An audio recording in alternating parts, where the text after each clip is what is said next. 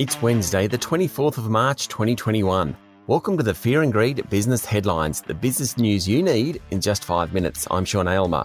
In today's headlines, the floods in New South Wales and South East Queensland have triggered a crisis that could cost as much as $2 billion.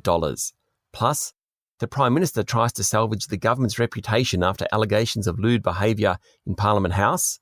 James Packer says he'll follow the lead of the Crown Board in response to the $8 billion bid for the gaming group. And one of the year's most anticipated floats finally hits the ASX. Our lead story today, Australian insurers have received more than 12,000 claims, with many more to come as the floods hitting the mid-north coast of New South Wales and Western Sydney continue to cause havoc. The Insurance Council has declared the floods a natural disaster, and they've already had a massive impact on retailers, miners, travel companies and insurers, among others. IAG, QBE and Suncorp have indicated it's too early to calculate the cost of the disaster, though floods tended to cost insurers less than other types of natural disasters, such as hailstorms, cyclones and earthquakes. But this downpour is a 1-in-50-year event. The flood sent listed travel stocks much lower yesterday as people rearranged holidays. Both Qantas and Sydney Airport's share prices fell more than 2%. Coal prices surged to a 29-month high on the back of the storms in the Hunter Valley in New South Wales and delays at the port of Newcastle.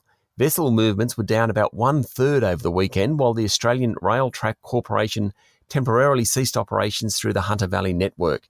That will hurt coal companies. And retailers Coles and Woolworths said more than 6 stores had been impacted and were closed.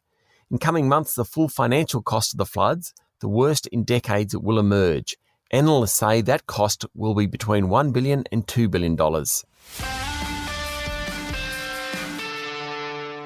In overseas news, oil prices tumbled overnight by as much as 5% as a new wave of coronavirus infections hit Europe, dampening hopes of a swift recovery in the region.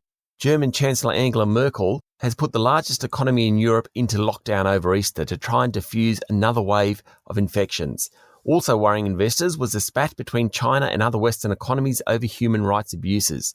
China is the world's largest importer of oil. New Zealand will spend almost $4 billion New Zealand dollars to boost the supply of houses. The government has also reduced tax incentives for property investors.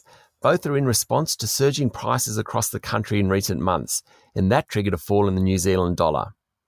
Media reports suggest that President Joe Biden's economic advisors will recommend a $3 trillion package to boost the economy, including programs to reduce carbon emissions, narrow economic inequality, and boost infrastructure spending.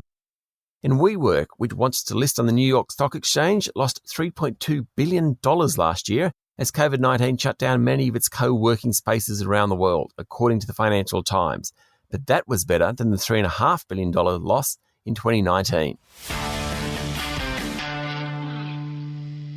Locally, former Prime Minister Malcolm Turnbull said the thuggish, blokey, sexist and misogynistic culture in Parliament House in Canberra would continue until ministers and staff took accountability for their actions. Mr Turnbull famously introduced a bonk ban, and he said standards had slipped under the current Prime Minister Scott Morrison and there was no leadership on the issue. The PM has done a poor job handling this one. Yesterday he tried to recover, backing the introduction of quotas to boost the number of female MPs in the Liberal Party. He also wants to introduce mandatory health and safety training for political staffers. James Packer, the 37% shareholder of Crown Resorts, yesterday said he would follow guidance from the Crown Board on whether or not to accept the $8 billion takeover bid for the gaming giant from US private equity group Blackstone. Mr Packer's vote will decide whether Blackstone will buy Crown, and some analysts expect it will be a drawn-out process, with at least one other offer tabled before a deal, or otherwise, is done. The easing of pandemic-related restrictions across the country continues. The Victorian government yesterday said offices will return to 100% capacity and AFL football crowds will be increased to 75%. The mask mandate in retail settings in the state would also be removed. Victoria had no active cases yesterday for the first time since mid-December. Yesterday marked the 1-year anniversary of the lowest close of the S&P ASX 200 during the pandemic. The index closed at 4,546 points on March 23 last year, and since then, it's up 48%.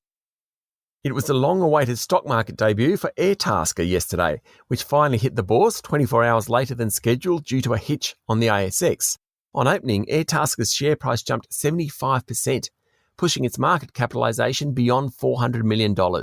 It was the third largest initial public offering this year, and the stock eventually closed at $1.05, up from its issue price of 65 cents. That's the Fear and Greed business headlines for today. Make sure you subscribe or follow so you get it every morning. If you'd like more detail and more stories, search for our full Fear and Greed podcast. Today it includes an interview with Marnie Baker, Managing Director of Bendigo and Adelaide Bank, Australia's fifth largest bank. I'm Sean Aylmer. Have a great day.